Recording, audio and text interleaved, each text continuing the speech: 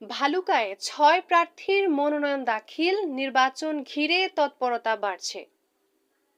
আসন্ন ত্রয়োদশ জাতীয় সংসদ নির্বাচনকে সামনে রেখে ময়মনসিংহের ভালুকা উপজেলায় মনোনয়নপত্র দাখিল কার্যক্রম শুরু হয়েছে।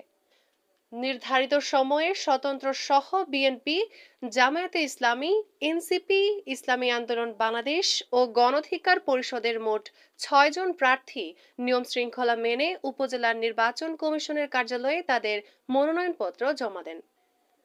বিএনপি থেকে ফখরুদ্দিন আহমেদ বাচ্চু, স্বতন্ত্র প্রার্থী হিসেবে মোহাম্মদ মোর্শেদ আলম, জামায়াতে ইসলামী থেকে সাইফুল্লাহ পাঠান, এনসিপি থেকে জাহিদুল ইসলাম, ইসলামী আন্দোলন বাংলাদেশ থেকে মোহাম্মদ মোস্তফা কামাল এবং গণধিকার পরিষদ থেকে আনোয়ারুল ইসলাম মনোনয়ন দাখিল করেন।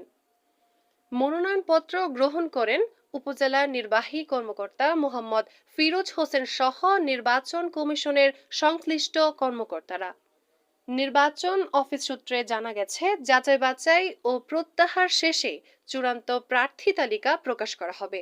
এরপর প্রতীক বরাদ্দের মাধ্যমে আনুষ্ঠানিক নির্বাচনী প্রচারণা শুরু হবে।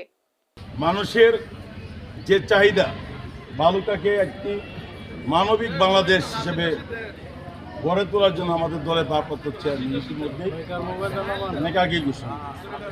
বিশেষ করে মা বোনরা, আমাদের ভোটের অর্ধেকের বেশি মহিলা ভোট, মহিলাদের প্রচুর চাহিদা, মা বোনদের প্রচুর চাহিদা।